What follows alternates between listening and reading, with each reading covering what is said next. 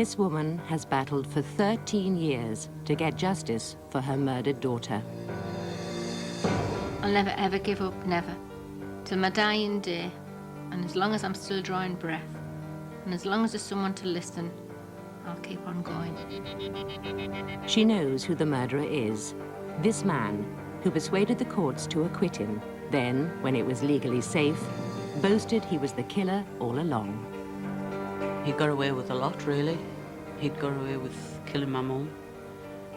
And he'd basically a free man. The killer is protected by a law passed 800 years ago that says people can't be tried twice for the same offence. I want the law to be changed, but even if it isn't, I'll be one step behind him, like my daughter's ghost. A constant reminder of what he did to me and my family. This is the story of a savage murder and one mother's relentless campaign that might yet help to rewrite Britain's law books.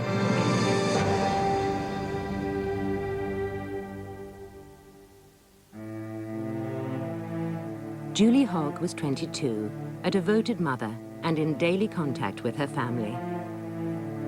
Julie was very outgoing and bubbly. She loved her life.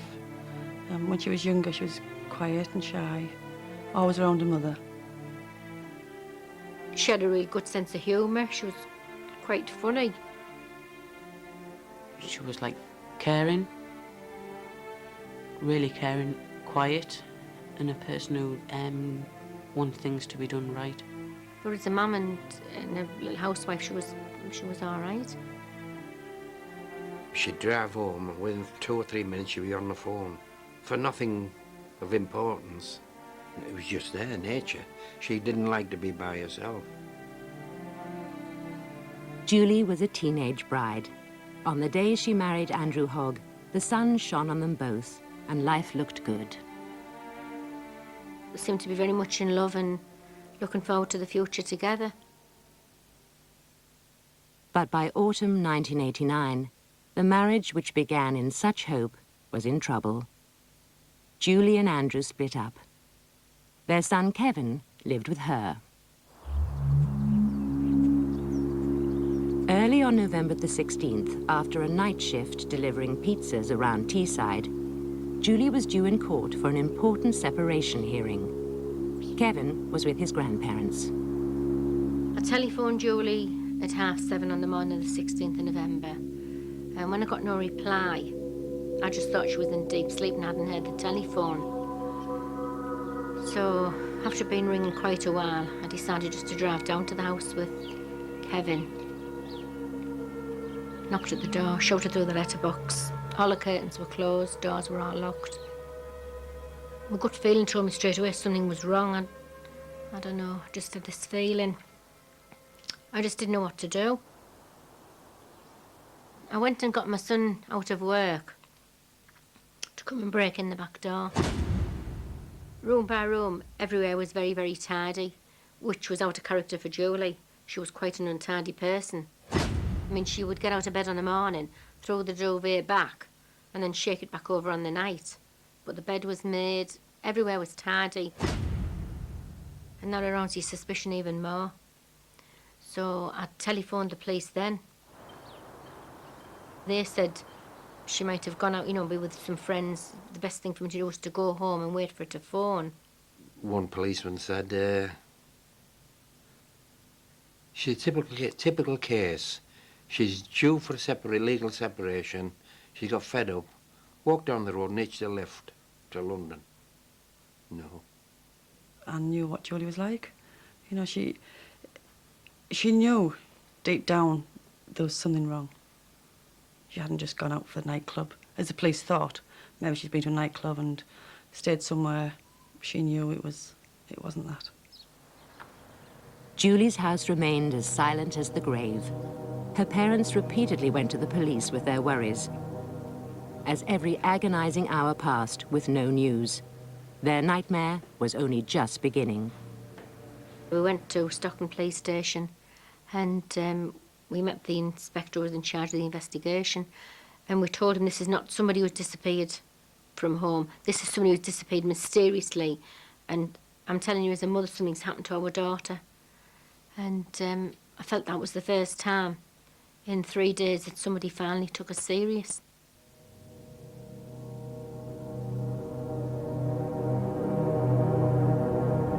Julie's distraught family believed the key to her suspicious disappearance was hidden in the silent rooms of her tidy house.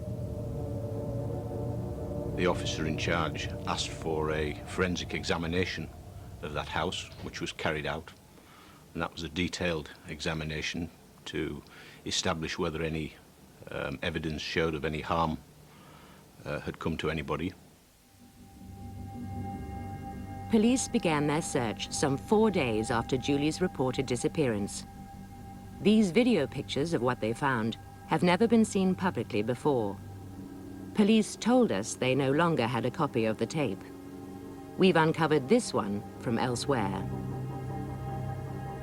Clothes wait to be taken out of Julie's washing machine. Plates and cutlery drain by her sink. Kevin's trike is near the door by the unopened mail.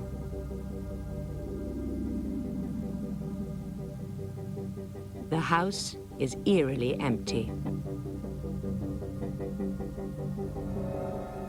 After 2 days, Julie's mother rang the search team to check their progress.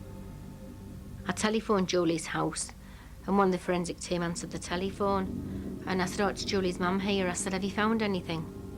And he said, "There's no dead bodies in here, if that's what you mean." Mrs. Ming visited the house herself and joined the searchers in Julie's cramped bathroom. On the bathroom window ledge was Julie's makeup bag, birth pills, everything. I said, "You telling me she just took off to London?" I said, "She's left everything."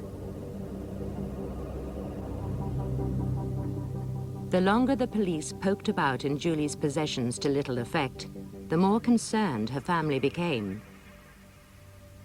At the end of the search, the inspector in charge of the case came to see us. And his very words were, he said, he couldn't guarantee us that our daughter hadn't come to grief somewhere in the country, but he could guarantee us nothing untoward had happened to her in that house. You getting worried, where can she be? We used to be driving round, looking round. You get to a point, well, to be exact, I thought I was going out of my mind.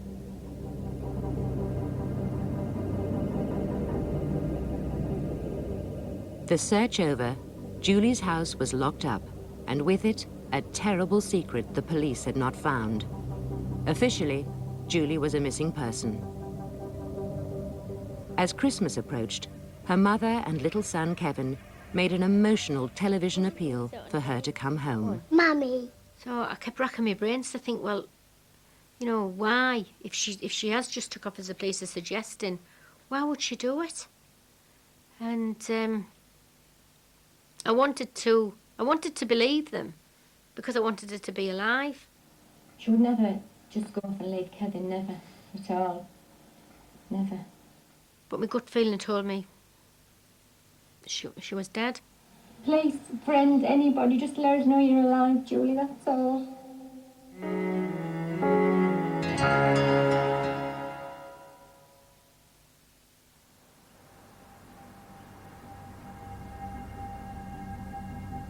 Almost 3 months after the police had searched Julie's house, they returned the keys to her husband, Andrew.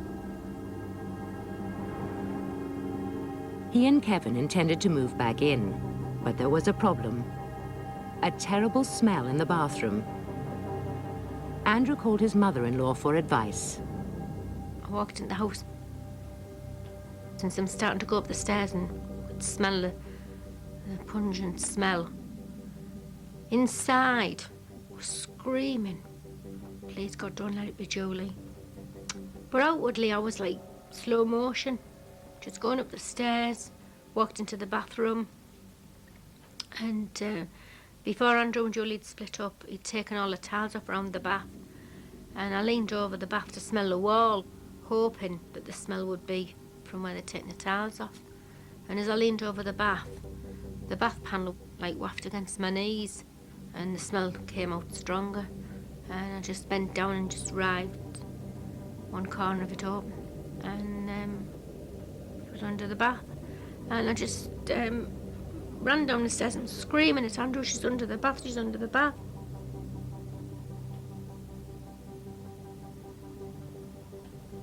Kevin stood next to me crying, he didn't know what was wrong.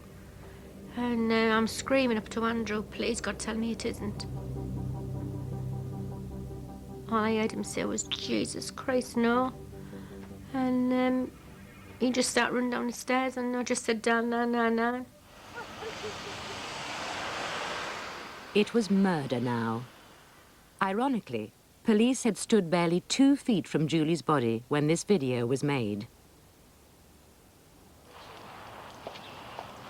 Detectives hurried back to the house. The hunt was on for Julie's killer. I mean, at first you think it's impossible. But as I got in now, Anne's screaming. And she's told us what had happened. Well, screamed it. I was absolutely hysterical. I just kept seeing her, kept smelling her. Couldn't get the smell out my nostrils. And at that, the police come. Paid another visit. And he didn't look very good.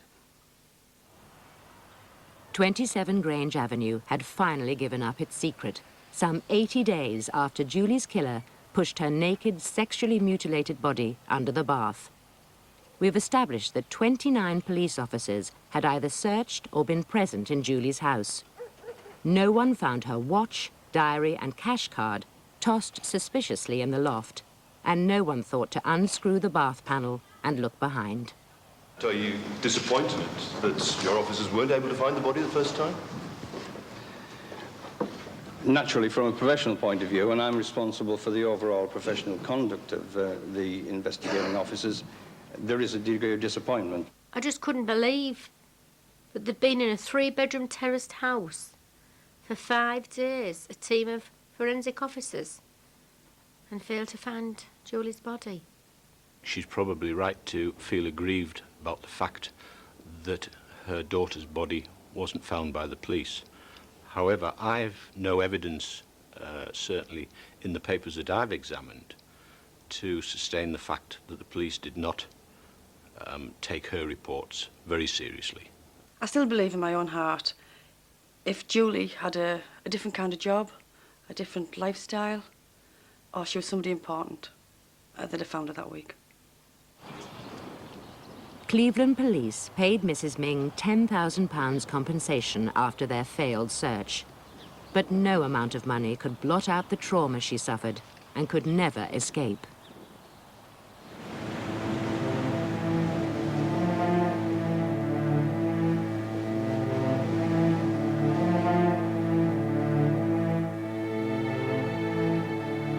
You plunge into this world where the word murder had been an alien word to you and your family, and then all of a sudden a member of your family, your daughter, had been murdered, and you're living and breathing it every minute of the day. You can't get it out of your mind. It's just an alien world.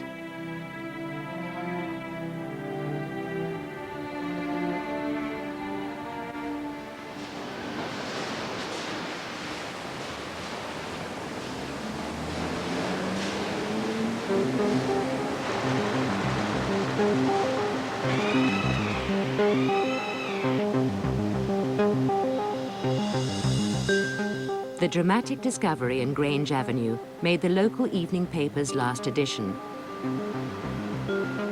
But the story made Julie's family furious. At 8:45, my phone rang, and it was Mrs. Ming. She said, "I read the story last night and I want an apology." I said, "What story, Mrs. Ming?" "About finding Julie." I said, "Well, what can we do for you?"